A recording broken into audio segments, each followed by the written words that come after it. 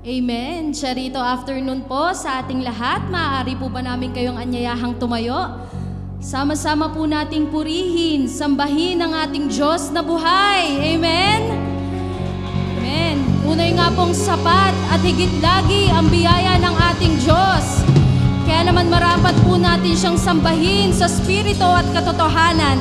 Hallelujah! Thank you, Jesus!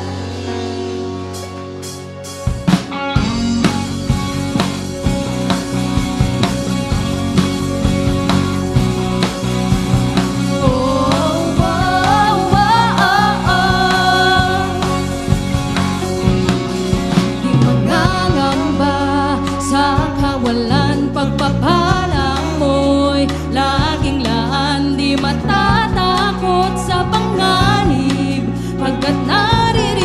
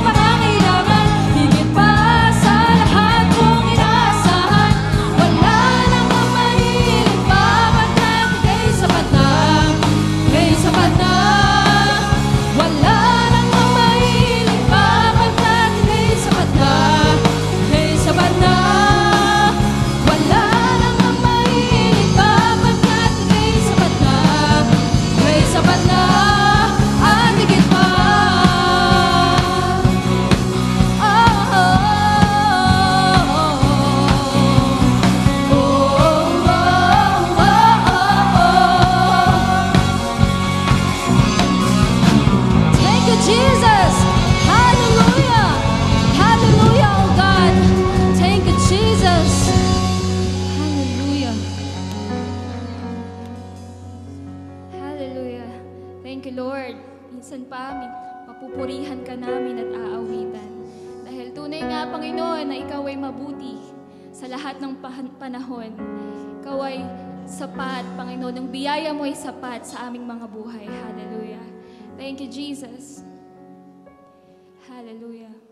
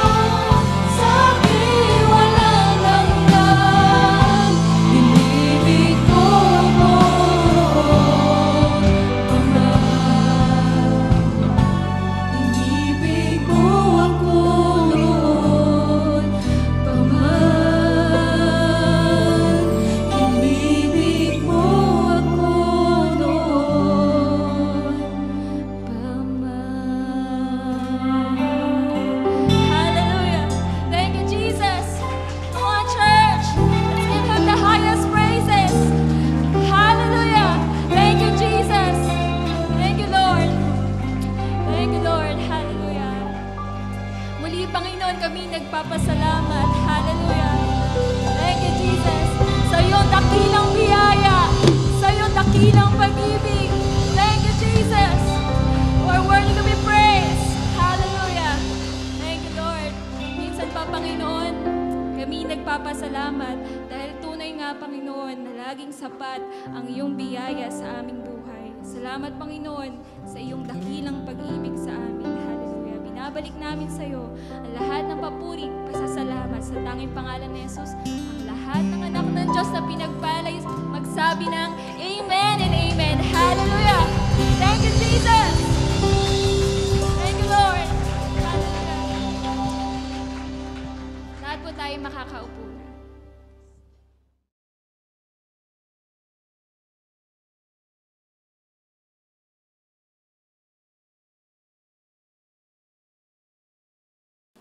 Praise the Lord. Let's give the Lord a clap of praise.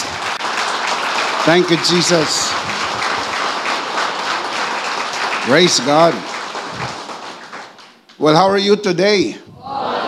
All is well. Pakibati po ang katabi ng 2 thumbs up. You are Charito, blessed and highly favored of God. Do you believe that? Amen. Do you always believe that? Amen. Do you confess that every day? We should. Let's do that today. Everybody say, I am Charito. I am Charito. I am blessed and highly favored. I am blessed and highly favored. I am a child of God. I am a child. Let's give the Lord a clap of praise. Thank you so much. Well, good morning, good afternoon, good evening mga kabiyaya. Anumang oras nyo napapanood ang broadcast na ito. Ako po si Bishop Emmy. Ito po ang worship online ng The Lord's Community and EMI Community. If you are watching this broadcast for the first time, please like and follow us on Facebook. Over 100,000 people follow us on Facebook. Please join us and experience the difference. When you follow us on Facebook, don't forget to click the See First button and turn on your notification. If not asking too much, and I know it's not, please subscribe to EMI channel at YouTube. Meron po tayong bago sa social media platform, mga kabiyaya, para po sa mga TikTokers. Kasama nyo po si Bishop Emmy. Please follow Bishop Emmy on TikTok. Ito po ay para sa ating nuggets of grace, pira-pirasong biyaya para sa pang-araw-araw na buhay. Mapapanood nyo rin po ang Nuggets of Grace sa Real platform ng Facebook. Real Grace Nuggets on Reels. Don't forget to like and share po sana mga kabiyaya. Hindi naman po kayo others. Pagtulong-tulungan po nating ibahagi ang masaganang mensahe ng biyaya sa buong Pilipinas at sa maraming bansa gamit po ang platform na ito. Piece by piece, we are reaching them one by one. Real Grace Nuggets on Reels. Please prepare your communion elements, mga kabiyaya. Pagkatapos ng mensahe po na ito, magkakaroon po tayo ng banal na komunyon. Sama-sama po nating ipagbubunyi at idideklara ang bisa at kapangyarihan ng tinapos na gawa ni Kristo sa krus ng Kalbaryo. Tandaan, mga kabiyaya, ang katas ng ubas ay simbolo ng kanyang banal na dugo. Ang ostya ay simbolo ng kanyang bugbog na katawan. Sa pamagitan ng kanyang banal na dugo, ang ating mga kasalanan ay pinatawad na. Sa pamagitan ng kanyang bugbog na katawan, ang ating mga sakit ay pinagaling na. If you are sick in your body and you are watching this broadcast today, let me be the first one to encourage you. You are not watching this broadcast by accident. This is by God's divine appointment. So let me encourage you. Today is your healing day. Can we say that together? Today is your healing day. One more time, out loud. Today is your healing day. We believe that with all of our hearts here at EMI. Today is your healing day. Today is your blessing day. Today is your miracle day. Can you say amen? Palakpakan po natin si Lord.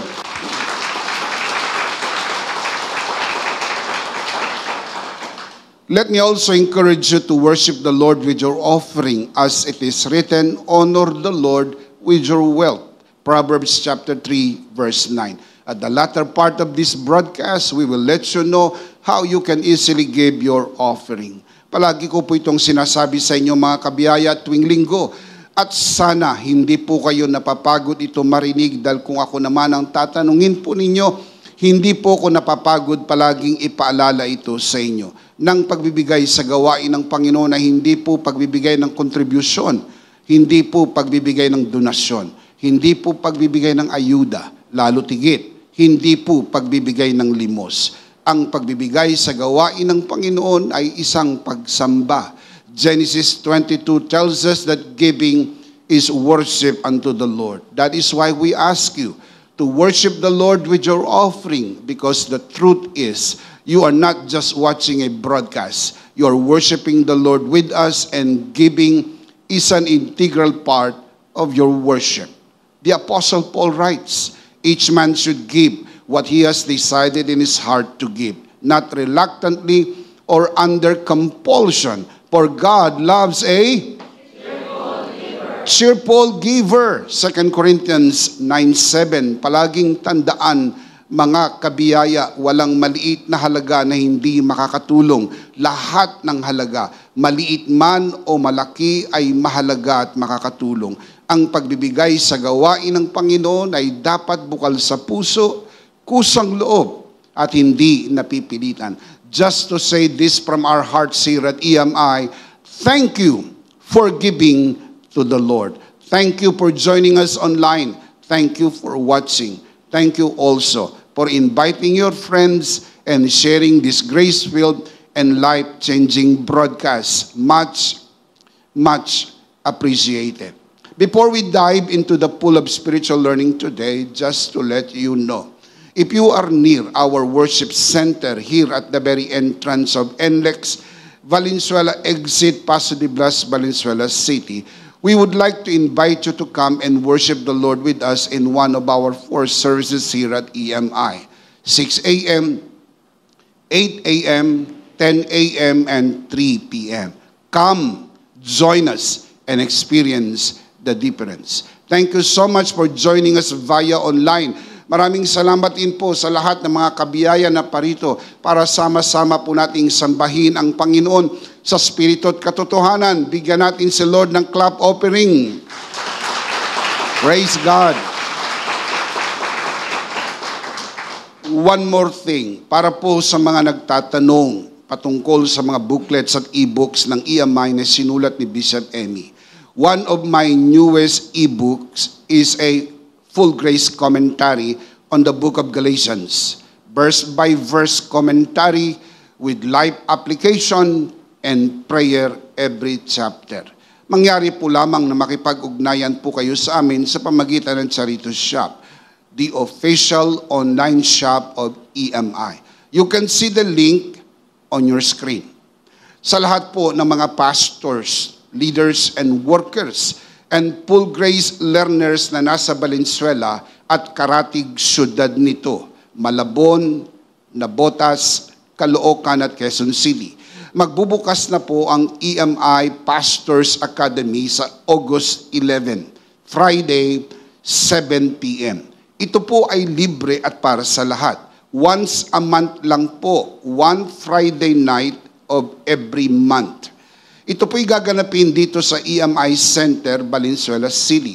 Again, this is free and open for all full grace learners. To register, please connect with us through EMI page. You can see the link on your screen, EMI Pastors Academy, Valenzuela.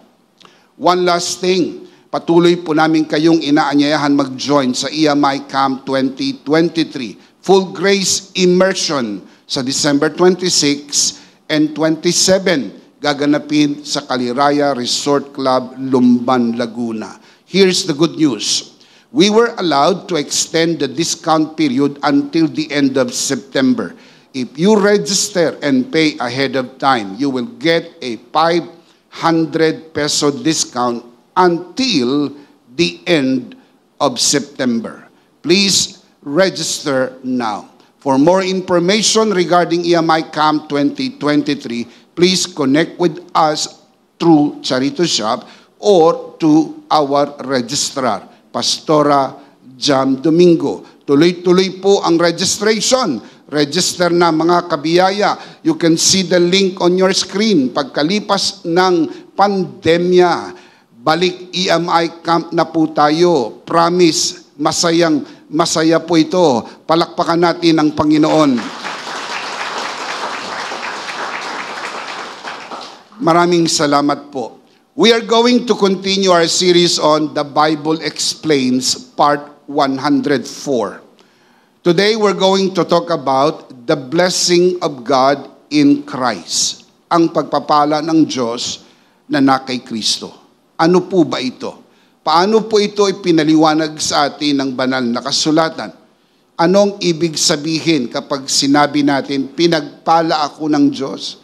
Pinagpala ako ng Diyos kay Kristo. Madalas sinasabi natin, I am blessed. In Christ, I am blessed. What does it mean? How does the Bible explain this? Let's talk about this. But first, let us pray. Our dearest Father in heaven, we are so very thankful for how you have guided us today. Thank you so much for the wonderful time of praise and worship. Truly, you inhabit the praises of your people. It is always with great joy and delight to be found in your presence, for there is nothing in the world like it. There is joy and peace in your presence, and there is fullness of life. Maraming salamat po sa lahat ng naparito sa araw na ito, at maging sa mga nanonood sa broadcast na ito, kasama po naming sumasamba. We commit to you this learning time as we always do, and even as we always pray. Everything that will be said and done only for your glory. Only for your glory and for the blessing of everyone. This we pray, Father, only in the name of your Son, our Lord and Savior, Jesus Christ, by the power of the Holy Spirit, and everybody would just simply say, Amen. Palakpakan ng malakas si Lord. Hallelujah. Praise God. Let me share with you 3 important truths about the blessing of God in Christ. At the end of this little talk, we are going to have a live application para alam natin kung paano ipapamuhay ang ibig sabihin ng ako ay pinagpala ng Diyos kay Kristo. Ano ang ibig sabihin po nito? Ephesians chapter 1 verse 3. Praise be to the God and Father of our Lord Jesus Christ, who has blessed us in the heavenly realms with every spiritual blessing in Christ. Again, the Apostle Paul writes, praise be to the God and Father of our Lord Jesus Christ, who, referring to the God and Father of our Lord Jesus Christ, has blessed us in the heavenly realms with every spiritual blessing in Christ. So allow me to share with you 3 important truths about this. Number 1, the blessing is in Christ. Keep in mind, the blessing is in Christ. Ang pagpapala ay kay Kristo. Hindi po sa ating mga gawa, hindi sa ating mga serbisyo. Sinanay po tayo ng relihiyon ng ating mga paglilingkod ay magdadala ng pagpapala. That is why we were taught, give and you shall receive. It is in the Bible, but it was written under the Old Covenant. Pero Bishop, nababasa ko yan sa New Testament. Tama. Hindi po lang lahat ng nakasulat sa New Testament ay under the New Covenant. Dahil magkaiba po yung New Testament sa New Covenant. Ang New Testament ay yung Scripture. Ang New Covenant ay nangyari after the death and the resurrection of Jesus Christ. Natatandaan niyo po, nung gabi, bago po ang Panginoong Jesus pinako sa krus, tinaas niya yung baso at sinabi niya, this is the cup of the new covenant of my blood. The new covenant started in the shedding of Christ's blood. Kaya ang lahat ng nangyari bago ang pagkamatay ni Kristo ay under the old covenant. Everything Jesus said, talking to the Jews, referring to the old covenant. Maraming mga nababasa tayo sa Bible, ang akala po natin ay para sa new covenant. Hindi po. Ito ay under the old covenant. Kaya sanay po tayo sa kaisipan, give, you will receive. Give more, you will receive more. Kaya lumalabas, ang pagpapala natin ay parang paluwagan. Lumalabas na pag nagbibigay ka, lalo kang tumatanggap. Kaya sinasanay tayo ng mga pastor, give more, give more, give more, so that you will receive more. So lumalabas, wala nang katapusan ang pagnanasa nating magkaroon. Kaya lumalabas ang motibo ng ating pagbibigay ay para tumanggap. And that is not a very good motive to begin with. Hindi ka nagbibigay sa Diyos para tumanggap. Tandaan, kaya ka nakapagbibigay sa Diyos dahil ikaw ang unang binigyan. Ano naman ang ibibigay mo kung hindi ka binigyan ng Panginoon? Kaya ka nakapagbigay dahil ikaw ang unang binigyan.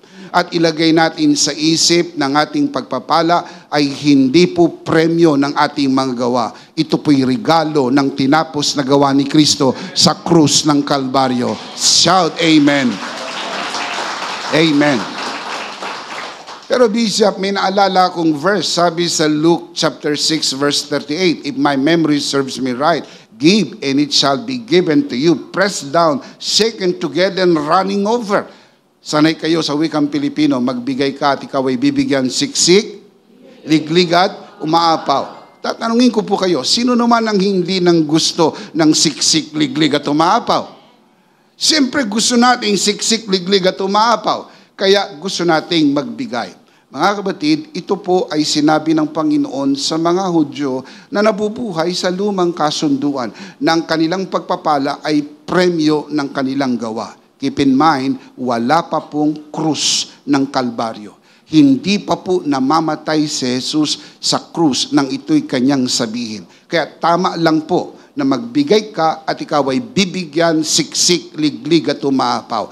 Pero sa bagong kasunduan, ikaw ay nagbibigay hindi para pagpalain. Nagbibigay ka dahil ikaw ay pinagpala ng ating Panginoon. You are blessed, blessed, blessed. Sometimes, without being very careful, mismo sa loob ng simbahan na di-develop po yung greed o kasakiman. Sapagkat iniisip ng iba sa loob ng simbahan, naririnig natin na lalo kang magkakaroon pag lalo kang nagbibigay. Mga kapatid, the issue is not to have more. The issue is to be satisfied what you have been given by God. Ano na ba ang ibinigay sa iyo? Mga kapatid, hindi po matatapos ang mundo na ito sa lahat ng bagay na kanyang ino-offer sa atin. Bagong bahay, bagong sasakyan, bagong damit, lahat ay bago. Kaya pag naluma, gusto nating palitan. Pati asawa, pag luma, gustong palitan. Sana'y hindi. Kapag luma, gustong palitan. Mga kapatid, that is the idea of not so very happy and satisfied in life. Hindi po ganyan ang buhay kay Kristo. Ang sabi ni Jesus sa ito, ako ang tinapay ng buhay. Ang sino mang kumain sa akin, hindi na magugutom. Ako ang tubig ng buhay. Ang sino mang uminom sa akin, hindi na mauuhaw. Pag nasa iyo si Jesus, meron kang kasapatan sa buhay, sa lahat ng pagpapala na bigay ng Diyos sa atin. Amen. Kaya ang pagpapala po ay hindi premyo. Ang pagpapala ay regalo at ang regalo ay na kay Kristo. Look at the verse. Ephesians chapter 1 verse 3. Praise be to the God and Father of our Lord Jesus Christ who, referring to God, who has blessed us in the heavenly realms with every, what kind of blessing? Spiritual blessing in Christ. Ang pagpapala ay na kay Kristo. In is a preposition of location. You don't have to be a grammarian to know this. Ito'y location in the Philippines, in Valenzuela, in the house. Sinasabi kung nasaan. Kaya pag binasa mo yung verse, alam mo kung nasaan ang pagpapala. Wala sa trabaho. Wala sa negosyo. Pero Bishop, ito nagsasampa ng pera sa amin. Tama, dahil ang Diyos ang nagbigay sa iyo ng trabaho. Ang Diyos ang nagbigay sa iyo ng negosyo. Hindi, Bishop. Ako ang gumigising ng maaga. Ako ang pumapasok sa pabrika. Ako ang nagtatrabaho. Ako. Diyan umiikot ang kaisipan ng mga taong hindi kumikilala sa Diyos. Sapagkat sa kanila, walang Diyos, Sila po ay hindi kumikilala sa Diyos, kaya lahat ng bagay na kanilang ginagawa, umiikot sa kanilang buhay. Nakalimutan ata nila na ang kanilang puso bumobomba ng dugo dahil sa sinabi ng Diyos, buhay ka pa sa araw na ito. Hindi mo nabili ang buhay, hindi pinapaupahan ng Diyos ang buhay. Pagbuhay ka, pagpapalaya ng Diyos sa iyo. You are blessed with life. Amen. Kaya ka nakapunta sa opisina at nakapagtrabaho dahil buhay ka. Kaya ka nakapunta sa opisina at nakapagnegosyo ka dahil malakas ka. Paano kung isang araw magising ka, hindi ka makagalaw? Paano kung isang araw magising ka, hindi ka makabangon, hindi ka makakilos? Kalahati ng katawan mo hindi na makagalaw, hindi ka makaisip ng maayos, hindi ka na makapagsalita, hindi ka na makalakad, hindi ka na makapagtrabaho. Kaya tandaan po natin, ang pagpapala ay hindi puro pera. Akala ng mga tao ang pinagpala yung maraming pera. Hindi ko po minamaliit ang kahalagahan ng pera, pero yung wala ka lang sakit, pinagpala ka na ng Diyos. Yan ay pagpapala ng Diyos. Amen? The Bible teaches that there are two spiritual locations. You can read in the Bible, either you are in Adam or you are in Christ. Christ being the second Adam, Adam meaning man. We are in Adam or we are in Christ. But science tells you that you cannot be in two locations at the same time. True enough. Either you are in Adam or you are in Christ, but you cannot in both. Hindi pwedeng nakay Adan ka na, nakay Kristo ka pa. Hindi pwedeng nakay Kristo ka at nakay Adan ka. Kung nakay Adan ka, wala ka kay Kristo. Pag na kay Kristo ka, umalis ka na kay Adan, anong good news, hindi ka na makakabalik kay Adan dahil kay Kristo ka na magpakailan-kailan pa man. Can you say amen? Well, grammatically, in is a preposition of location, but biblically, it is a preposition that suggests position, union, connection, and relation. Kaya pag sinabing in Christ, union with Christ, connection with Christ, relation with Christ. And you cannot have relation with Christ unless you are spiritually alive or born again. Ang tao pag hiwalay kay Kristo, spiritually dead. Dahil sa pagbagsak ni Adan, tayo po'y naging makasalanan at tayo hiwalay sa Diyos. The moment you got born again, you become spiritually alive because you received the life of Jesus and you are now connected with God only through Jesus. Walang ibang paraan ng connection sa Diyos. It cannot be done by religion. It cannot be done by pastors and bishops and any religious leader. It can only be done by Jesus Christ. Remember what Jesus said in John 14:6? I am the way, the truth, and the life. No one can come to the Father. No one can connect to the Father. No one can have relationship with God except by me.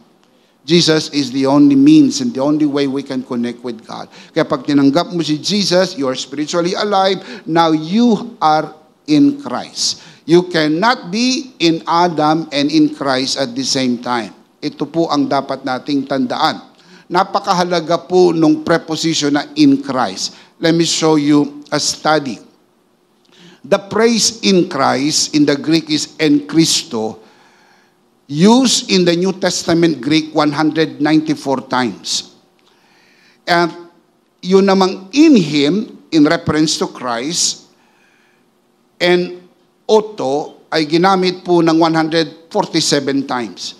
I'm not referring to translation. I'm referring to the original Greek text. When you put that together, there are 341 times. Either en Christos or en auto. In Him or in Christ. So ito isa sa mga pinakamahalagang tema sa Biblia, ang tayo ay na kay Kristo. Sabi ni Apostol Pablo, pag na kay Kristo ka, pinagpala ka na ng Panginoon. Amen. And that is important to keep in mind. Through Adam, we are spiritually dead. But through Christ, we are spiritually alive. Romans chapter 5 verse 12. Therefore, just as sin entered the world through one man, referring to Adam, and death through sin, and in this way, what Adam did, death came to how many men? All men, because all sin. Ang tao ay nagkakasala sapagkat ang tao ipinanganak ng makasalanan. It is not by choice. It is by chance. Kung hindi ho nagkasala si Adan, hindi ho tayo ipapanganak na makasalanan. And guess what? Hindi ho tayo magkakasala.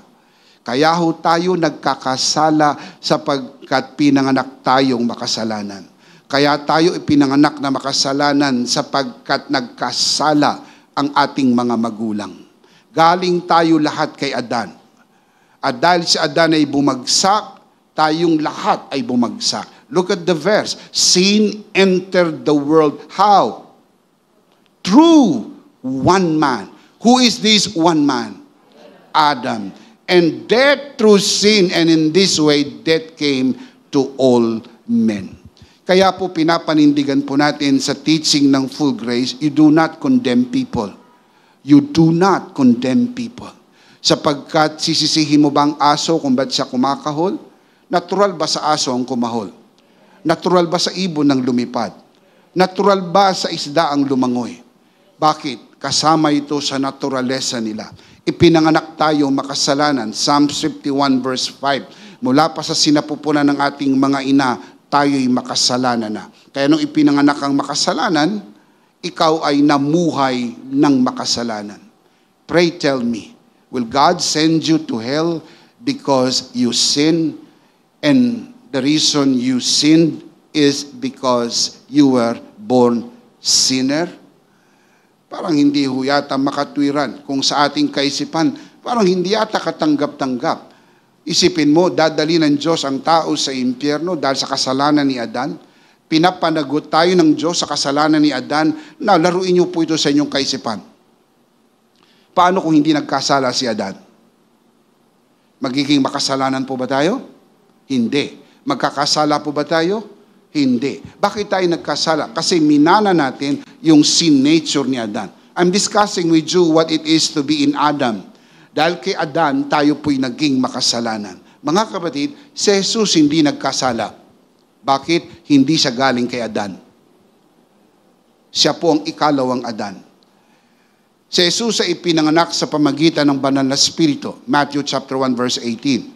At dahil siya po ipinanganak sa pamagitan ng banal na Espiritu, hindi pa nagsasama si Jose at si Maria. You know your Christmas story. Si Maria ay natagpo ang nagdadalang tao sa pamagitan ng banal na Espiritu. Sa makatwid, si Jesus hindi galing kay Jose. Si Jesus hindi galing kay Maria. Si Jesus ay sa pamagitan ng banal na Espiritu. Binaypass ng Diyos ang seed ni Mary at ang seed ni Joseph. And pray tell me why. Kasi ang seed ni Joseph at ni Mary ay tainted with sin. Kung gagamitin ng Diyos ang similya ni Jose at similya ni Maria na pagsasamahin at maipapanganak si Jesus ay disqualified maging Savior sapagkat si Jesus ay magiging makasalanan tulad nyo at tulad ko na galing sa ating mga magulang ipinanganak tayo makasalanan. The very reason Jesus did not commit sin because Jesus had no sinful nature. The very reason we do sin because we were born with sinful nature. Pinanganak tayo makasalanan. That is how it is to be in Adam. Because in Adam, we all die. Look at the scripture. 1 Corinthians 15:22. For us in Adam all die. It is not a matter of choice. It is a matter of chance. That is why I believe with all of my heart that God will not send people to hell because of Adam's sin. If God did that, that will be the height of injustice. Alam niyo po mga kapatid, maging sa panahong ito, nakakaintindi tayo ng konting hustisya. Hindi po tama na pagdusahin mo ang isang tao sa kasalanan ng iba. Tama po ba? Hindi po dapat magdusa ang isang tao sa kasalanan ng iba. Itatapon ng Diyos ang tao sa impyerno dahil sa kasalanan ni Adan? Where is justice there? Mga kapatid, I believe God will not do that. But make no mistake about this, especially those who are watching this broadcast. People will go to hell not because of Adam's sin. People will go to hell because of your sin. And what is that sin? The sin of rejecting the grace of God. kapag tinanggihan ng tao ang grasya ng Diyos, hindi na ho yan kasalanan ni Adan. Kasalanan mo na po yan. You are a pre-moral agent. If you reject the grace of God, it is not Adam's fault. It is your fault. That is why we always offer the grace of God. Because salvation is by grace alone, through faith alone, in Christ alone. Kaya nga po nakakapagod ang relihiyon. Pag sinabi sa inyo ng simbahan, gawin mo to, gawin mo to, gawin mo to, gawin mo to, baka maligtas ka. Mantak mong isipin, ang dami mo nang nagawa, hindi ka pa siguradong maligtas. Sabi ni Jesus, ang sino mang tumanggap sa Kanya ay may buhay na walang hanggan, ligtas, magpakailan-kailan pa man. Amen. Now, why am I saying all this? Because in Adam, you are under sin. In Adam, you are under curse. In Adam, there is no life, there is no blessing. So either you are in Adam or you are in Christ. In Christ, you are dead. Rather, in Adam, you are dead. In Christ, you are made alive. Nang bumagsak si Adan, sinumpa ng Diyos ang lupa. Tayo po ay nandito sa lupa. Lahat ng nasa lupa ay nasa ilalim ng sumpa. Look at the scripture. Genesis chapter 3 verse 17. To Adam he said, this is after the fall.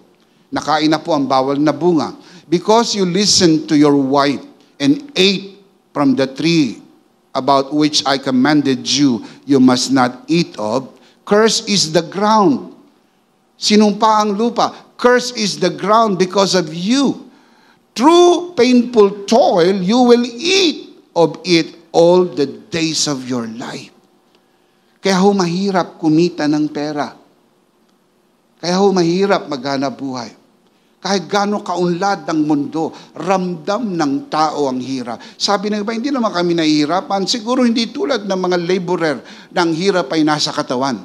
Pero ang ibang hirap ay nasa isip. Ang hirap ay nasa kanilang emosyon. Ang mga laborer, pag umuwi at natulog, nag-ipahinga ang katawan, nakakapagpahinga na ho sila. Ang mga may-ari ng negosyo, nakauwi na sa bahay, iniisip pa nila yung kanilang negosyo, iniisip pa nila yung kanila pong hanap buhay. Kaya kahit kasama ang pamilya, nag-iisip pa rin sila. Kahit nasa simbahan, nag-iisip pa rin sila ng kanilang mga hanap buhay. Kasi po, yun ang nakakapagod. Parang wala ng kapahingahan. Bakit? Isinumpa ang lupa. Yan po ay dahil kay Adan. Meron akong mabuting balita sa inyo. Kay Kristo, tinubos na po ang lupa.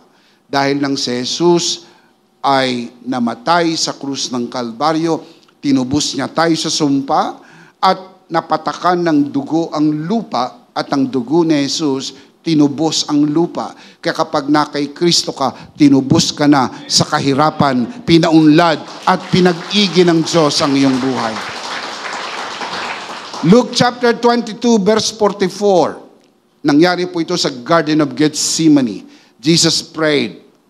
Look at this. And being in anguish, he prayed more earnestly, and his sweat, look at this, his sweat was like drops of blood falling, tell me where? To the ground. Pinawisan siya ng dugo, at ang dugo ay pumatak sa lupa. Nang bumagsak ang tao, sinumpa ang lupa. Pinatakan ito ng dugo ni Jesus. At dahil ito'y pinatakan ng kanyang dugo, paniwalaan mo, tinubos ka na sa kahirapan. Pinagpala ka na at pinaboran ng ating Panginoon. Hindi na tayo sa ilalim ng sumpa. Amen. Galatians 3:13, Christ redeemed us from the curse of the law by becoming a curse for us. For it is written, cursed is everyone who is hung on a tree. Nang si Jesus ay nabayubay sa krus ng Kalbaryo, suspended between the heavens and the earth, crucified between two thieves, He redeemed us from the curse.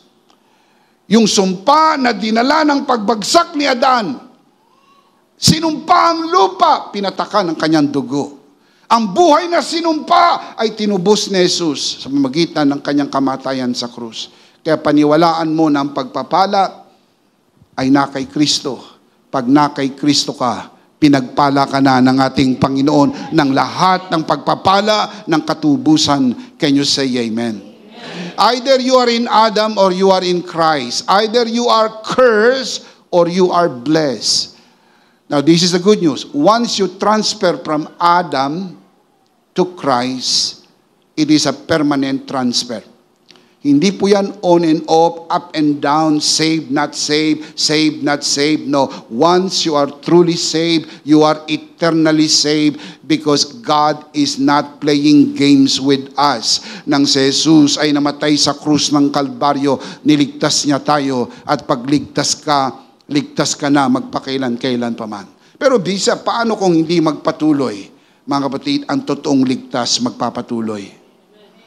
Huwag mong hanapan ng pagpapatuloy ang hindi totoong ligtas. Pero bisa, paano kung walang mabuting gawa? Ang totoong ligtas, mayroong mabuting gawa. Sapagkat nauna ang ugat bago ang bunga. Ang bunga ay mabuting gawa. Ang kaligtasan ay ugat. Anong nauna, ugat o bunga? Hahanapan mo ba ng bunga ang walang ugat? Sino lang ang nagbubunga? Yung may ugat. Kaya huwag mong hanapan ng paglilingkod yung hindi totoong ligtas. Sapagkat hindi ho sila pwedeng magbunga dahil wala silang ugat. Pero yung totoo po na kay Kristo, mayroong ugat. At pag may ugat, mayroong bunga. Kaya kapag totoong kay Kristo ka, ang buhay mo'y binago, maglilingkod ka sa Panginoon, magpapatuloy ka, magbabasa ka ng Bible, mananalangin ka, magsisimba ka, magbibigay ka, hindi para maligtas. Hindi dahil obligasyong gawin ito, kundi nasisiyahan kang gawin ito. Natutuwa kang gawin ito. Ang pagsisimba hindi obligasyon. Ang pagsisimba ay isang bagay na kinagigiliwan mong gawin. You look forward for it. Gustong-gusto mo, Sabado pa lang excited ka na. I want to go to church. I want to worship the Lord. Why? Sapagkat lahat ng bagay na mayroon ka dito, plus eternal life, lahat ito'y regalo sa iyo ng Panginoon. Kaya gusto mo siyang sambahin, gusto mo siyang paglingkuran. Amen. It is an eternal transfer. Hindi na ho yan mababago. I'll show you the verse. John 10:28 to 29. Jesus said, I give them eternal life. Sigurado bang makakarating sa langit? Of course. Pag hindi ho nakarating sa langit, hindi ho eternal life. Para makaabot sa langit, kailangan eternal life. Kapag hindi umabot, temporary life. Pag umabot, eternal life. Sabi ni Jesus, I give you eternal life. I give them eternal life. They shall never perish. Guaranteed. The children of God, they shall never perish. Look at the next line. No one can snatch them out of my hands. Now, kung hindi pa sapat yung assurance na yan, read more. 29, my Father who has given them to me is greater than all. No one can snatch them out of my Father's hand. Kapag nag-transfer ka from Adam to Christ, you are now in the hands of Jesus. Furthermore, you are also in the hands of the Father. Mantak mong isipin, nasa kamay ka na ni Jesus, nasa kamay ka na ng Ama na wala ka pa. Napakahina naman ng kamay na humawak sa iyo. Alam niyo kung bakit? Ang turo kasi sa atin ng simbahan, kumapit ka, higpitan mo ang kapit. Sumisigaw ang mundo, gusto ko nang bumitaw. Hindi ba yan ang sigaw ng mundo? Gusto ko nang bumitaw. Sapagkat tinuruan tayo ng reliyon, kumapit ng maigi. May balita ako sa inyo, kahit gaano kalakas ang kapit mo, makakabitaw ka. The good news is, hindi tayo ang nakakapit, tayo ang hawak ng Diyos. Hindi niya tayo iwawala kahit kailan. Amen. No one can snatch you from the hands of Jesus. No one can snatch you from the hands of the Father. As in, no one. Not even Satan can snatch you. And you cannot even snatch yourself from the hands of the Father. Sabi ng iba, Bishop, di ba pre-moral agent tayo? Paano kung isang araw nagising ka, sabi mo, ayoko na kay Kristo. Ayoko na. Mga kapatid, that cannot happen. Why? Because you already use your will to receive Jesus, to accept Jesus. You can only use that will once. God is not playing games with us. Isang araw gusto mo, isang araw ayaw mo. Isang araw gusto mo, isang araw ayaw mo na. Na iba ng timpla ng kape, ayaw ko na. Maganda ang timpla ng kape, gusto ko na uli. Hindi po. Bakit? Natatandaan niyo po ba, nung si Adan at si Eva, kinain yung bawal na bunga, out of their own free will, kinain ng bawal na bunga. Mga kapatid, inilabas sila ng Diyos sa garden. Sabi ng ibang mga pastor, pinarusahan sila ng Diyos, inilabas pula sila sa hardin.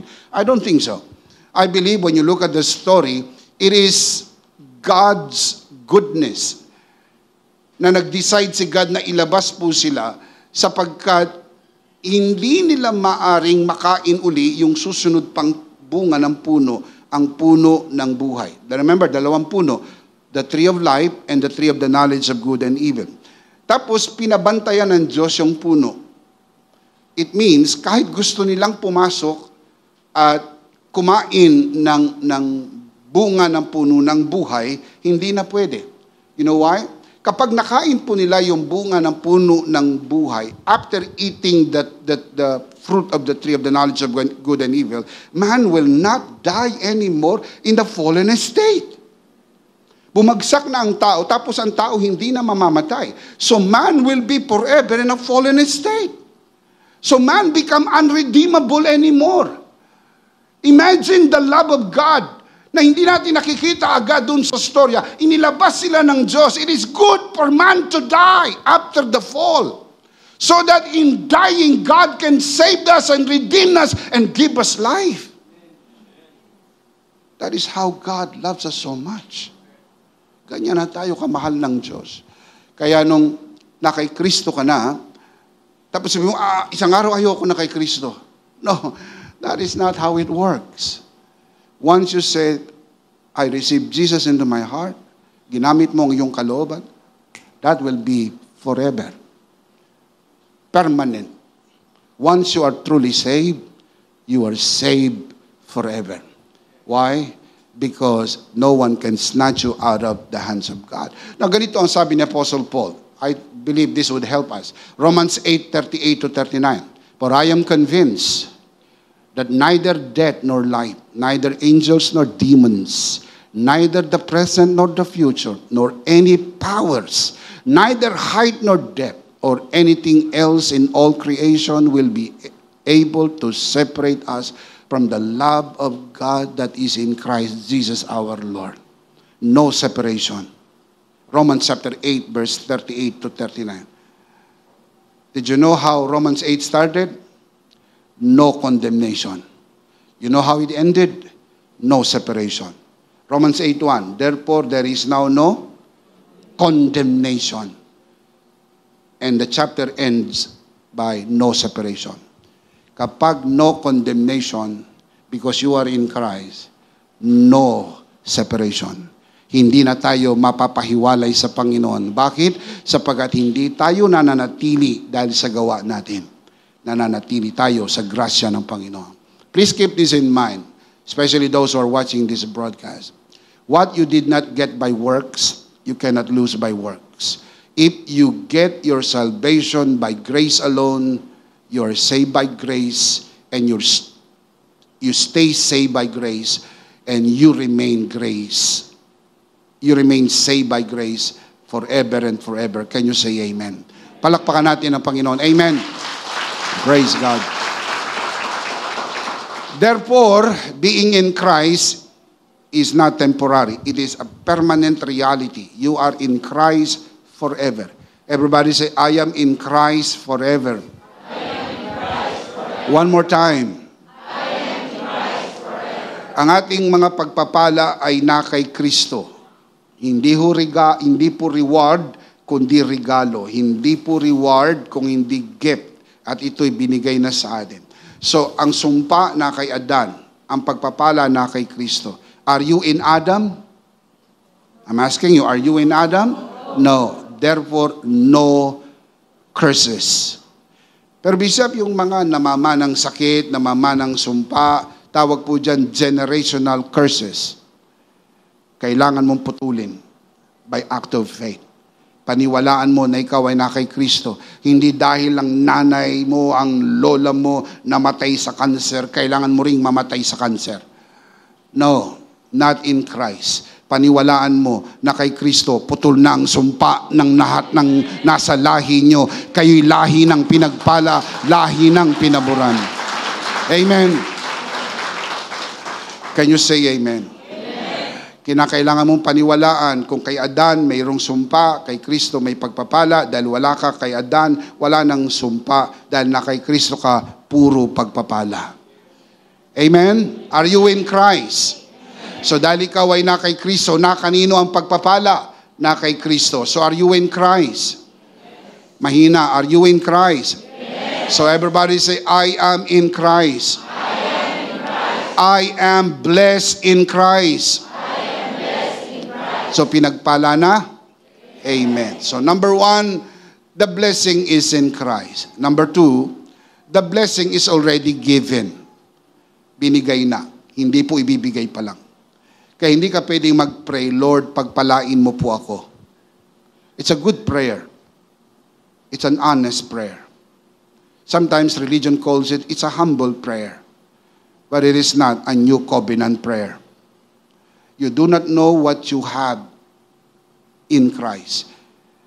You are praying ignorantly. I'm not condemning people when people pray like that.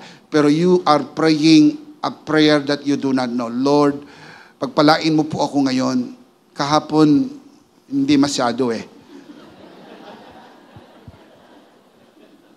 Lord, bumawi ka ngayon.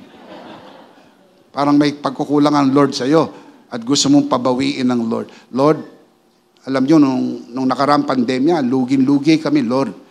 Pero tapos na ang pandemya, Lord, bumawi ka naman, Lord. Mga batid, the mere fact na nakasurvive ka pagkatapos ng pandemya, wala ka nang pwedeng hilingin. Ikaw ay pinagpala na ng Panginoon. Ang daming namatay. And I am not speaking lightly on this sapagkat alam nyo na baka may mga kaibigan kayo, may mga mahal kayo sa buhay na hindi nakasurvive ng dumaan ng matinding COVID-19 virus, pandemic. Hindi lang sa bansa natin, sa buong mundo. Pero the mere fact na nandito tayo, dumaan, declare na po ng World Health na tapos na ang pandemya, alam mo na sinustain ka ng grace ng Panginoon and you are here by the grace of God. Amen. Now look at the verse. Praise be to the God and Father of our Lord Jesus, who, referring to God, has blessed us. Na importante po yung word na bless. Let me show you a study. The word bless comes from the Greek word eulogeo. It's a combination of two words. Eu meaning good, logeo meaning to speak. Are you familiar with eulogy? Pag may patay, di ba, sabi nila eulogies, di ba may mga nagsasalita? Anong sinasabi nung mga nagsasalita? Mabubuting bagay doon sa namatay. Tinatanong ko kayo, kaya tayo tumatagal, di kayo sumasagot. I'm sure naka-witness na kayo ng mga eulogies na lahat na kinukwento nung tao ay lahat ng mabubuti na nagawa nung tao. Now, pray tell me, meron bang nagawa na hindi mabuti yung tao kahit paano? Pero hindi na ho yun ang panahon para pag-usapan. Sapagkat pag nagkamali ka ng salita mo, 2 na ang patay. May patay at papatayin ka ng mga kamag-anak. Dahil sa sinasabi mo pa yung mga hindi maganda. Hindi yung ginagawa. Kasi ang tawag yan, eulogies, EU, good, logeo, to speak. Now, yan pong ginamit na word na bless. Eulogies, meaning to speak good. Dahil nasa aorist tense ito, meaning past tense, spoken good. Pag binuo mo, God has already spoken good over you.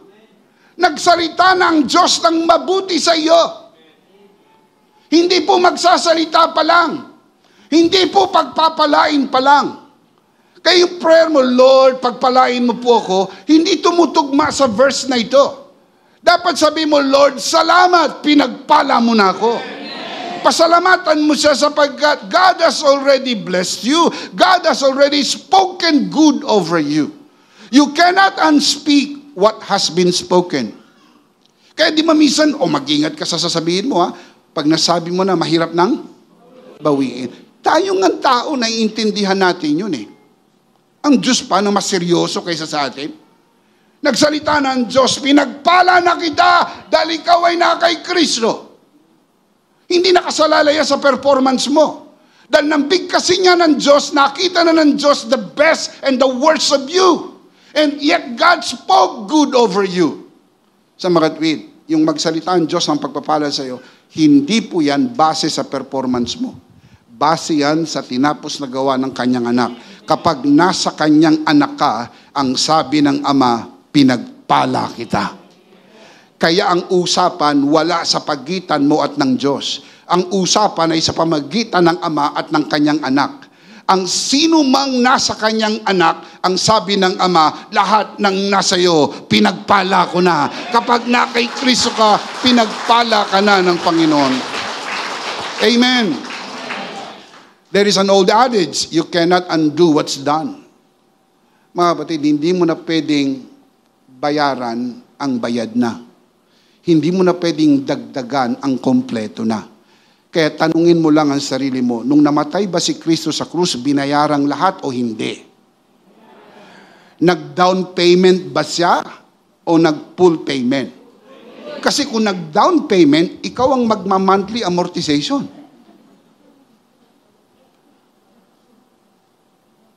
Yun ang ginagawa sa atin ng religion. As if Jesus only gave the down payment. Tapos, meron kang monthly amortization. Gawin mo to, attenan mo to. Kailangan gawin mo to. Pag di mo ginawa yan, nako, hindi makumpleto ang kaligtasan mo. Sa mga tuwid, hindi pa kumpleto. Hindi pa bayad. Nag-down payment lang. Nang namatay si Jesus, wala siyang iniwanang unpaid bills. Bayad lahat. Kaya wala kang dapat ipangamba, wala ka ng atraso sa harapan ng Diyos. Binayaran lahat ni Kristo. Amen. Shout amen. Numbers 22, 23, and 24. There is a story there. Read it for yourself. Si Balak ay may masamang balak sa Israel. Isa pong kaaway ng Israel, so inupahan niya si Balaam para sumpain ang Israel. Kasi naniniwala sila kung mayroong magsalita ng sumpa, mangyayari ang sumpa. Kaya sabi niya, babayaran kita, sumpain mo ang Israel para matalo namin. Sa halip na sumpain ni Balaam, hindi niya masumpa. Sapagkat in essence, sabi ni Balaam, I cannot curse what God has blessed. Sa Tagalog, hindi ko kayang sumpain ang pinagpala ng Diyos. Mga kapatid, sabi niya, paano kayong mga panahon ngayon? May mga sumumpa sa iyo na nagalit sa iyo, nakabangga mo sa negosyo, sinumpa kayo, o nung bata ka pa, nanliligaw sa iyo, binasted mo, so nakunan ka ng buhok, kinulam ka, sinumpa ka, kaya ka nagkaganyan ng itsura mo, gumaganda ka lang pa nagsusot ka ng blusang itim. Mga istorya po bang ganon? Hindi totoo yun. Makinig po. Kapag anak ng Diyos, hindi natatalabang sumpa sa iyo. Kunin natin itong verse na to dahil kailangan nyo to. Proverbs 26:2. Curses cannot hurt you unless you deserve them. They are like birds that fly by and never light. Tulad sila ng ibong lumilipad pero hindi dadapo. Kaya pag sinumpa, kaya yung mga sabi nila, mga swerte-swerte, mga malas, sabi nila, huwag kang maglagay ng bintana dyan, malas. Dito ka maglagay ng pinto, swerte. Mga kapatid, pag may bahay ka, pinagpala ka na. Yung ibang meron pinto pero walang bahay. Di ba? Huwag ka daw magsusuot ng ganyang kulay. Huwag kang magsusuot ng ganyang damit dahil malas. Mga kapatid, pag may damit ka, pinagpala ka na. Dahil yung pinagpala, walang damit. So kahit anong damit, isuot mo sapagkat di ka pwede lumabas ng walang damit. Yun po yung mga kaisipan na may malas, may swerte. Wala pong malas sa anak ng Diyos. Wala ring swerte. Dahil ang swerte, mga kapatid, ay may malas. Ang may malas ay may swerte. Sabi nila, huwag ka daw magwawalis sa gabi dahil lumalabas ang swerte. Anong swerte sa dumi? Gusto mo ng swerte? Lahat ng dumi sa kalsada, ipasok mo sa bahay. Hindi ba? Parang sabi nila, wag ka daw magbabayad ng utang sa gabi. Ibayad mo na dahil baka bukas hindi ka umabot. Di ba merong tumawag, magbabayad na ako ng utang, kaya lang gabi na, bukas na lang, papupuntahan ko na. Hindi bawal. Baka bukas wala ka na. Magbayad ka na, utang na loob. You see, maraming mga nakasanayan tayo na hindi tumutugma sa Bible. Kukulamin, hindi tumatalabang kulam sa mga anak ng Diyos. Hindi tumatalabang sumpa. Ano ba, nagalit sa iyo yung tatay mo, sinumpa ka. Hindi ho mangyayari yan. Nagalit sa iyo ang mga tsuhin mo, tsahin mo, kamag-anak nyo, o nagalit ang mga in-laws ninyo, sinumpa ka. Hindi po yan tatalab. Look at the verse. Curses cannot hurt you unless you deserve them. This is the good news. You do not deserve them because you are blessed and cannot be cursed. Hindi deserving sa iyo ang sumpa sapagkat pinagpala ka na. Ang sabi po ni Balaam, I cannot curse whom God has blessed. Pinagpala ka po ba? Itaas sa kamay ng pinagpala ng Lord. Come on, let me see those hands. Palakpakan si Lord. Amen. Hallelujah. Praise God. So, hindi mo rin pwedeng sabihin, God bless you, kapag ang kausap mo ay kapwa mo believer. Minsan kasi, out of cliche, oh, God bless you, God bless you. Okay yon sa unbeliever, kasi hindi pa sila blessed. So, what you are doing, you are releasing the blessing. Oh, God bless you, sir. God bless you, ma'am. Sometimes we say that because we do not know kung yung kausap natin, Christian o hindi. Pero kapag Christian na, you do not say that. Ang sasabihin mo lang, God has blessed you. Pinagpala ka na Panginoon. Kaya minsan, stay blessed. Bye-bye, stay blessed. Di ba? Hindi, bye-bye. Ingat ingat ka. Ingat ka. God bless you. Minsan, ingat ka. Hindi mo alam kung sila ang mag-iingat sa iyo o ikaw ang mag-iingat. O ingat ka. Pero tandaan po natin, sabi sa Bible, lagi tayong iniingatan ng Panginoon. The evil one cannot touch you. So stay protected, stay blessed, stay happy. Lagi ka lang masaya. Lagi kang ngumiti. A merry heart, do it good like a medicine. Walang taong walang problema. Ang walang problema, yun nasa sementeryo. Pagka nabubuhay ka, nakatapa ka sa lupa, mayroong problema. Grounded ka. May mga problema. Pero hindi po yan ang kukuha ng iyong kasiyahan. Dahil kahit may problema, masaya ka pa rin. Dahil anak ka ng Diyos, pinagpala ka at pinaburan. Amen?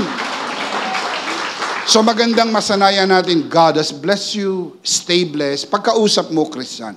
Pero pag hindi, of course you want to release na mga kamag-anak niyong unbeliever, God bless you. I am releasing the blessing. Okay yun po. Kapag nasa Bible po yun. Number 2, the blessing is already given. Naibigay na, hindi pa. Pinagpala na, hindi pa. Now, let me close. Number 3, the blessing is primarily spiritual. May problem tayo with that, with this material world. Kasi ang understanding lang ng tao sa pagpapala, material. Kasi nasanay sila sa kanila pong naririnig kay Madonna, material girl. Lahat puro material, puro material. Pag walang material, walang pagpapala. Pag may bahay ka, gaano kalaki bahay nyo? May second floor? Sinasize up ka, may cellphone ka, anong cellphone mo? May sasakyan ako, anong sasakyan mo? Bago? Malaki ba? Ilan ang gulong? See? Hindi lang sila, hindi enough malaman, may sasakyan ka, may bahay ka. Gusto lang malaman, what do you have? Branded ba? Yang suot mo ba, original o Japex? Yang bang nasa t-shirt mo ay buhaya o butiki? I mean, what's wrong with that? Who cares kung yun ay buhaya o butiki, o original, Japex? As long as you're happy. The thing is, the world becoming so material. Wala nang bukang bibigan tao kundi material. Ano sabi ni Jesus? Man does not live by bread alone. Hindi ka puro material. Now look at the verse. Ephesians 1:3. Praise be to the God and Father of our Lord Jesus Christ, who has blessed us in the heavenly realms with what kind of blessing? Spiritual blessing. The term heavenly realm speaks of spiritual dimension. This is where God reigns. He reigns in heaven So there is no curse in heaven. He reigns in heaven, so all blessing in heaven. Ano po ang prayer na tinuro sa atin ni Jesus? Our Father, who art in heaven, hallowed be thy name. What's the next line? Thy kingdom come. Thy kingdom come. Thy will be done where? On earth as it is. So kung anong meron sa langit, ang gusto ng Diyos meron sa lupa. So walang sakit sa langit, gusto ng Diyos wala kang sakit. Walang problema sa langit, material, financial, gusto ng Diyos, you are abundantly blessed. Bakit? Sapagkat this is where God reigns. Si Jesus naghahari sa buhay natin, at kung saan naghahari si Jesus, naghahari tayong kasama ni Jesus. The Bible teaches that God reigns in you and that you reign in Christ. Ephesians chapter 2 verse 6 to 7.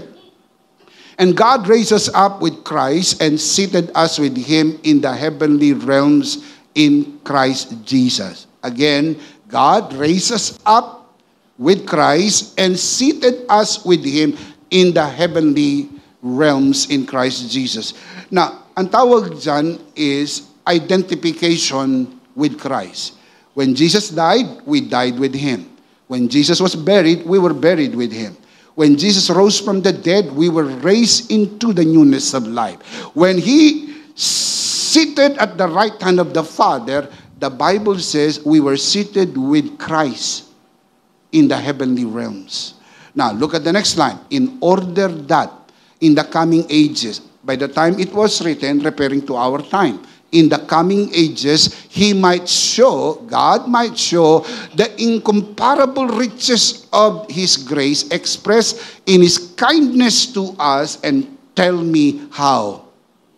In Christ Jesus. The location of blessing that God can show to the world. Ito ang mga anak ko, pinagpala at pinaboran. Tayo ang trophy ni Jesus nang siya'y manalo sa krus ng Kalbaryo. Kaya pinagmamalaki tayo ng Ama. Pinagmamalaki tayo ng Panginoong Hesus. Pinagmamalaki tayo ng Banal na Espiritu. Sapagkat tayo ang resulta ng tinapos na gawa ni Kristo sa krus ng Kalbaryo. Gusto niyang maghari sa atin upang maghari naman tayo sa buhay na ito. Hindi talunan. Look at the verse, Romans 5:17. For if by the trespass of one man, death reigned through that one man, referring to Adam, how much more will those who receive God's abundant provision of grace and of the gift of righteousness, what's the next line? Reign in life. Tell me how? Through the one man, Jesus Christ. Gusto ng Panginoon maghari ka sa buhay. Pag naghahari ka sa buhay, hindi naghahari ang sakit, kahirapan at karamdaman. Hindi naghahari si Satanas sa buhay mo. Dahil ikaw ang naghahari. Magandang sali ng Amplified Version, same verse. For if, because of one man's trespass, death reigned through that one, referring to Adam, much more surely will those who receive God's overflowing grace, unmerited favor, and the free gift of righteousness reign as what? Kings in life through the one man, Jesus Christ. Gusto ng Panginoon maghari tayo sa buhay. Hindi bilang talunan, kundi bilang higit pa sa mananagumpay kay Kristo na ating Panginoon. When God reigns, sickness, sin, poverty, and death do not reign. When you reign in Christ, life, righteousness, health, and blessing reign. Why? Because the blessing is in Christ. The blessing is already given. And the blessing is primarily spiritual, but not all spiritual. Sabi ng iba, Bishop, okay naman ang pagpapalang spiritual, pero kailangan namin ng pera. Kailangan namin ng material. Now, keep this in your mind. The blessing is primarily spiritual, but not all spiritual. It is also material. Kaya lang, yung material, secondary. Ang primary, spiritual. Sabi niyo po sa akin, meron po bang masagana sa material pero walang relasyon sa Diyos? Yes. Kaya hindi po primary ang material. Pero pag meron kang relasyon sa Panginoon, hindi naman po walang material. Meron din. Look at the verse, 2 Corinthians 8:9. For you know the grace of our Lord Jesus Christ, that though He was rich, yet for your sake He became poor, so that through His poverty, what's the result? You might become rich. Meron ding material. I wish I have even more time to fully discuss this. Meron po akong e-book na isinulat, The Poverty of Christ.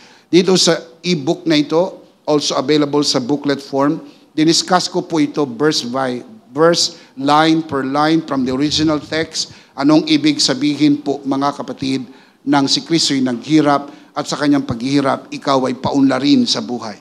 Kaya ikaw ay pinagpala na ng Panginoon. May kasamang material. Si Jesus ay pinanganak na mahirap. Pinanganak sa sabsaban ng Bethlehem. Namuhay na mahirap. Namatay na mahirap. Inilibing sa isang hiram na libingan. Ganong kahirap ang buhay ni Jesus. Sabihin niyo sa akin, kailangan ba yun para iligtas tayo? Hindi. Pwede po siyang ipanganak na mayaman, mamatay, ligtas pa rin tayo. Pero bakit kasama sa redemptive plan ang kanyang pagiging mahirap? Dahil ang plano ng Diyos hindi lang iligtas ang espiritu mo, pati ang katawan mo, pati ang buhay mo, iangat. Sapagkat nang pumasok ang kasalanan, dumating ang sumpa, naghirap ang tao. Yun ang kay Adan. Nang dumating si Kristo, hindi ka lang niligtas, iangat ng Panginoon ang buhay mo, pagpalain ka at paburang ka ng Panginoon. Amen. 2 Corinthians 9:8. Madaling tandaan, 8:9 tsaka 9:8. Yan po ang magkatambal na verse. And God is able to make all grace abound to you. How many grace? All grace abound to you.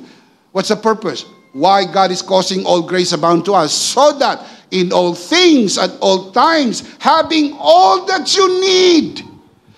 God cares so much not only for your soul, also for your body. He cares so much that He has provided everything we need for this life.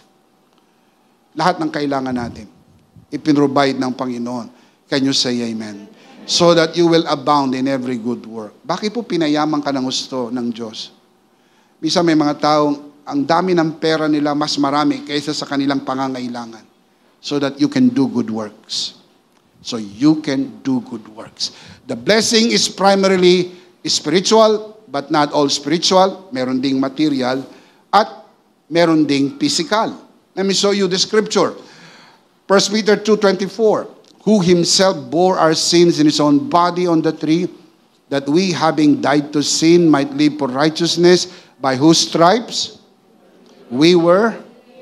So hindi puro spiritual. Meron ding material. Meron din pong physical. See? Pero primarily spiritual. Ano naman kung wala kang sakit? Ano naman kung mahaba kang mabuhay? Pag namatay ka, itatapong ka rin sa impyerno. What is that? So sa mga kapatid, ang magkaroon ng malusog na katawan without the spiritual blessing means nothing. Ang maging mayaman without spiritual blessing means nothing. Kaya dapat ang perspective mo sa blessing, una ang spiritual. Ano mang pagpapala, dapat hindi nawawala ang spiritual. May mga tao po na nung umunlad ng buhay, nawala ng time kay Lord. Pero isang tao lumapit sa pastor, sabi niya, Pastor, pag-pray niyo po ako magkaroon ng trabaho. Pinag-pray ng pastor, nagkaroon ng trabaho. Nung sumunod na linggo, hindi na nakakasimba dahil sa trabaho. So nakita sila ng pastor sa daan. Sabi niya, hindi ka na nakakasimba. Sabi niya, opo, kasi nung pinag-pray niyo kung magkaroon ako ng trabaho, maganda na ang trabaho kung hindi na po ako nakakasimba. Sabi niya, pag-pray kita uli. Sige po, Lord, alisin mo ang trabaho niya. Sabi niya, Pastor, wag naman ganyan. Mga kapatid, maraming mga tao nang dumating ang pagpapalang material na wala ng time kay Lord. Hindi na nagsiserve, hindi na naglilingko, hindi na nagsisimba, sapagkat puro material. Bakit? Sapagkat ang kanyang santa ay si Madonna. Naging materialistic na tao. Hindi po ko laban sa material. Salamat sa material na bagay. Pero secondary, ang primary ay spiritual. Amen? Ang primary spiritual. Ang physical kailangan. I believe today is your healing day. Can we say that today? Today is my healing day. Today is my healing day. Meron po tayong e-book na diniscuss tungkol sa kagalingan, you have to claim it. You have to believe it. Walk by faith, not by feeling, not by sight. You may look sick, you may feel sick, but Jesus, by His wounds, you are healed. Ang kinin mo, pinagaling ka na ng Panginoon. Kasama yan sa pagpapala. So, ang blessing, primarily spiritual, pero hindi puro spiritual. Naalala ko yung kwento, siguro na ikwento na sa inyo to minsan, pero para sa iba na hindi pa narinig yung storya, merong bumili ng tinapay sa tindahan. Sabi niya, pagbilan nga po ng tinapay, so binigyan siya ng tinapay. Nagbabayad na siya. Sabi ng tender, ano po yung inaabot nyo? Sabi niya, bulag ka ba? Ito ang spiritual na pera. Kasi naturuan kami na kami pinagpalang spiritual. Kaya bumibili ako, binabayad ko sa iyo spiritual na pera. Sabi ng tender, ganon po ba? Sandali lang po. Pasok yung tendera. Bumalik siya, may inaabot. Sabi niya, ano yung inaabot mo? Ito naman ang spiritual na tinapay. Binibigyan mo ko spiritual na bayad, bigyan kita ng spiritual na tinapay. Hindi pwedeng puro spiritual. Kailangan din ng pinansyal. Kaya nga bibigyan ka Lord ng trabaho, ipopromote ka ng Lord, paunlarin ang iyong negosyo. Kung ang negosyo mo parang 5 tinapay at 2 isda, maliit lang, hihipa ng Panginoon, paunlarin niya, payamanin niya. Minsan, walang ganong pumapasok, pero binabawasan niya yung lumalabas. Bakit? Sapagkat alam ng Diyos kung paano ka pagpalain. Can you say amen? Kaya lang, tayo ay sanay sa nakikita. Kasi, material body, we want to believe ng blessing puro material. Ano po ba ang dahilan bakit tinawag na spiritual na pagpapala? Because spiritual blessing is more superior than material and physical. 2 Corinthians 4:18.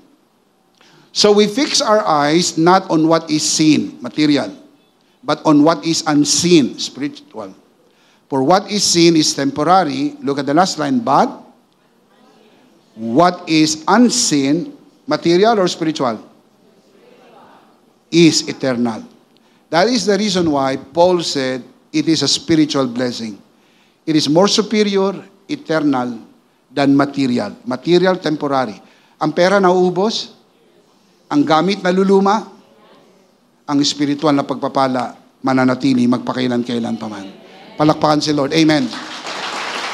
Amen. Ang context ng 2 Corinthians chapter 4 verse 18, pagdating nyo sa chapter 5, walk by faith and not by sight. Sanayin natin yun. Pag binuksan mo yung refrigerator, puro ice, baby. Ice, tubig.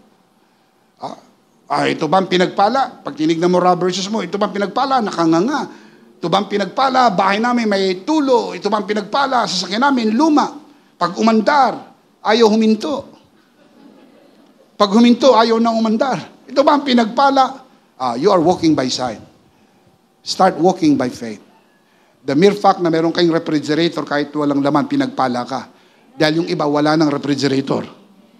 The mere fact, meron kang sasakyan kahit hindi kasing bago ng iba, pinagpala ka pa rin. The mere fact, meron kayong bahay kahit may konting tulo, may bahay kayo, yung iba wala ng bahay. Look at the bright side of life. Huwag mong hanapin ng wala ka, ipagpasalamat mo kung anong mayroon ka na bigay ng Diyos sa iyo. Amen? Sabi na ba, mabuti pa yung iba, mayroong anak, ako wala. Wala silang naintindihan sa buhay. Nainggit ka doon sa may anak. Ikaw may asawa, walang anak. Yung iba, wala ng asawa, wala pang anak. You have to look at the bright side of life. Instead of comparing yourself with other people, tandaan mo kung ano man ang meron ka, pinagpala ka ni Kristo sa lahat ng pagpapala sapagkat mahal ka ng Diyos at may magandang plano ang Diyos sa buhay mo. Pero, ang number 1 ay spiritual. 3 John verse 2, I'm starting to close. Beloved, sa Greek agapitos, loved by God, I pray that you may prosper in, come on, how many things? All things. All things. Kasamang material, financial, physical, relational. And be in health. Now, Kung yung all things dapat kasama na ang physical, bakit ibinukod ang kalusugan? I'll explain. Kasi lahat ng bagay hindi mo ma-enjoy kung wala kang kalusugan. Kaya yung kalusugan sa kanyang sarili ay stand-out blessing ng Panginoon. Be in health. Look at the last line. Just as your soul prospers. Spiritual. Ang nagdidictate ay spiritual. Kaya pag pinagpala ka, spiritual. Pinagpala ka na sa lahat ng pagpapala. Spiritual blessing produces all kinds of blessing. Pagpapala po ba ang kalusugan? Amen. Kaya meron tayong e-book ang title, Divine Health. Stay healthy through the cross. Merong healing, merong health. Yung may sakit, kailangan ng kagalingan. Yung walang sakit, you need to stay healthy. How? Through the finished work of Jesus, you can stay healthy. Kasi hindi lahat yan nabibili ng pera. Maraming tao ang maraming pera. Pero hindi ho nabibili ang kalusugan. Hindi ho nabibili ang kagalingan. Bigay po ng Diyos. O gumaling ako dahil uminom ako ng gamot. Ang pag-inom mo ng gamot, hindi nagpagaling sa'yo. Kaya ka gumaling nang uminom ka ng gamot dahil ang body mo nag-respond sa gamot. The only God can cause your body to respond to medication. Kahit na makaisang butikang gamot ka, unless the body respond, you will die. Kaya pag gumaling ka, hindi mo naman sinasabi, purihin ang paracetamol. Di ba hindi? Uminom ka man ng paracetamol, ang Diyos pa rin ang nagpagaling. Hindi mo nung pwede sabihin, nagpapasalamat ako sa paracetamol dahil sa paracetamol gumaling ako. Hindi. Salamat sa Diyos. Ako'y kanyang pinagaling. Immaterial na kung banggitin mo ang paracetamol o hindi. Dahil hindi yun ang bida. Ang bida ay si Jesus. Si Jesus ang nagpagaling sa iyo. Amen. Let's see them again. Sit up straight. Let's read them out loud. The blessing of God in Christ. Malakas, sabay-sabay. Number 1. Are you in Christ? Amen. Number 2. Nasa iyo na ang pagpapala. Amen. Number 3. Now, let me close by giving you life application. So what? Bishop Eno, kung alam ko yan. Lalabas ako dito, papasok ako sa opisina bukas, papasok ako sa eskwela o naman ang gagawin ko. How can I apply this? Number 1, be sure you are in Christ. Siguruhin mong na kay Kristo ka. Number 2, pray from your position in Christ. Pag manalangin ka na kay Kristo ka, at kung na kay Kristo ka, pinagpala ka na. Huwag mong limusin ang pagpapala ng Diyos. Don't beg, oh Lord, please, pagpalain mo po ko. Don't say that. Learn, now listen up, learn to pray the new covenant prayer. I want to say that again. Learn to pray the new covenant prayer. Sa new covenant, pinagpala ka na. Pray. Lord, salamat, pinagpala mo na po ko. Speak words of faith. Believe in your heart. Number 3, enjoy your blessing in Christ.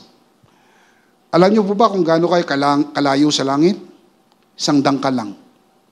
This could be your last day. I hope not. But enjoy the day. This could be your last worship. Enjoy your worship.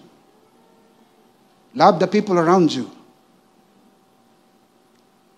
Always say, I love you to the people you love. Because that will be the last word na maririnig nila. Hindi yung nag-I love you ka doon sa taong nasa loob na ng kabaong. I love you talaga, Mama. I love you talaga, Papa. Dumilat. Nagulat ka. Enjoy the day. Bakit? Ang nanay mo, tatay mo, asawa mo, mga anak mo, pagpapala yan ng Diyos sa iyo. Blessing ng Panginoon yan sa iyo. Enjoy them. Hindi ko alam kung may mga apo na kayo, but enjoy them. We have 2 granddaughters. We enjoy them every day. Dalawa anak naming babae, dalawa rin yung anak namin, apo namin, babae rin. Kaya walang ganong lalaki sa amin. Wala. Ako lang. Yung isa, hindi ko nga masyadong sure. I mean, Huwag nyo na sabihin sa kanya, atin-atin na lang. Pero, just to let you know, mga kapatid, we're so happy. Masaya kami. Very, very happy. Pagka in-enjoy mo yung family, maliit lang yung family. Enjoy your family. Enjoy your community. Enjoy your church. Above all, enjoy the presence of God. Enjoy the blessing of God. Palakpakan natin ang Panginoon. Amen? Now, let me give you last verse. Luke 12:32. Do not fear, little flock. It is your Father's good pleasure, meaning God's joy, to give you the kingdom. Kingdom meaning the reign. Where God reigns, blessing flows. Translation, tuwan-tuwa ang Diyos na pagpalain ka. Kung natutuwa ang Diyos na pagpalain ka, dapat yung pinagpala natutuwa rin. Walang kasing saya. Lord, salamat sa mga pagpapalang bigay mo. Can you say amen? So, let's read them out loud. Life application. Number 1. Be sure you are in Christ. Number 2. Pray from your position of Christ. Number 3. Enjoy your blessing in Christ. And the big idea is, in Christ, I am blessed forever. Sabihin natin, sabay-sabay. In Christ, I am blessed forever. One more time.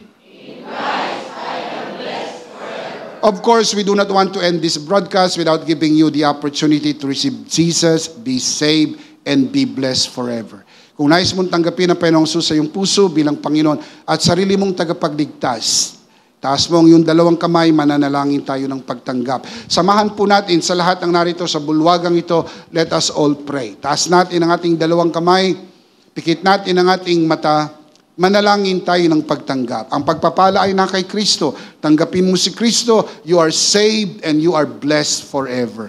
Manalangin tayo. Panginoong Jesus, ako po'y makasalanan. Hindi ko po kayang iligtas ang aking sarili. Ako'y mapapahamak ng hiwalay sa iyo. Narinig ko po ang mabuting balita. Ako po'y naniniwala. Tinatanggap kita sa aking puso bilang aking Panginoon at aking tagapagligtas. Salamat po, pinatawad mo na ang aking mga kasalanan. Isinulat mo na ang aking pangalan sa aklat ng buhay. Salamat po sa pangalan ni Jesus. Amen. Ako na lang po mananalangin. Ama, itinataas ko po sa harapan ang sino mang sumunod sa panalangin ng pagtanggap sa unang pagkakataon. Pinagkakatiwala po namin sila sa iyong kagandahang loob, sa iyong biyaya. Sila'y lumago sa pangalang pinakamataas sa lahat ng pangalan. Sa pangalan ni Jesus tayo magsabing, Amen.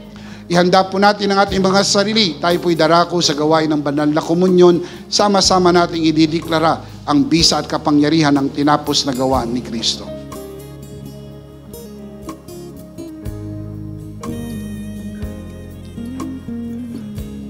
Let's do this together, mga kabiyaya. Hawak-hawak po natin ang pinakamakapangyarihang simbolo ng tinapos na gawa ni Kristo. Ito ang aral na tinanggap ko sa Panginoon at ngayon naman ay binibigay ko sa inyo. Nang gabing siya pagkanulo, dumampot siya ng tinapay, kanyang pinagpira-piraso at kanyang sinabi, ito ang aking katawan na pinagpira-piraso dahil sa inyo, gawin niyo to bilang pag-alaala sa akin. Sabay-sabay po natin gawin.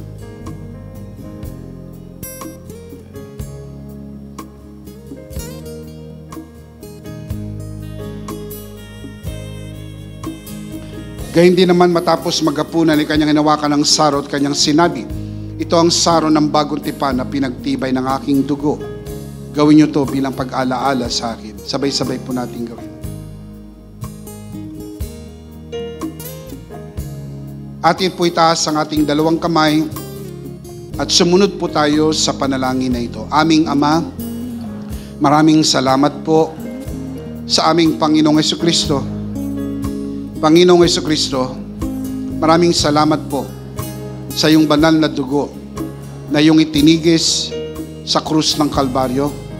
Dahil po dito, lahat ng aming kasalanan ay iyon ang pinatawad. Maraming salamat po sa iyong katawan na nabugbog at nasugatan. Dahil po dito, lahat ng aming sakit ay iyon ang pinagaling. Gaya ng nasusulat sa iyong mga sugat ako'y magaling na.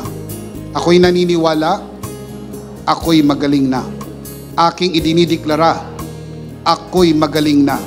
Ako'y malusog, malakas, masigla, pinagpala, pinaburan, at mabubuhay ng mahaba. Sa pangalan ni Jesus, maraming salamat po, Banal na Espiritu, sa iyong kapahayagan sa mensahe ng biyaya. Sa pangalan ng Panginoong Jesus, Amen. Amen. Palakpakan si Lord. Amen. Thank you, Jesus. Alright, minsan pa, sabay-sabay. Ano po ang ating big idea? In Christ, I am blessed forever. One more time. In Christ, I am blessed forever. Are you in Christ? Amen. You are blessed forever. Forever you are blessed. Can you say amen? Amen. Last of all, let me speak to your heart, you who are watching this broadcast. If this broadcast has blessed you, and if not asking too much, I would like you to bless this ministry with your love offering so that together we can reach the world with the message of full grace. And from the bottom of our hearts here at EMI, we would like to say, thank you for giving to the Lord. We'll see you next Sunday, purposely on site, but definitely we'll see you again online. Ako po si Bishop Emmy, kasama po si Pastora Jo at ang kabuuan ng The Lord's Community and EMI Broadcast. Maraming salamat po. Stay a bit for more announcement. Stay blessed and stay connected. Always remember, in Christ, you are Charito!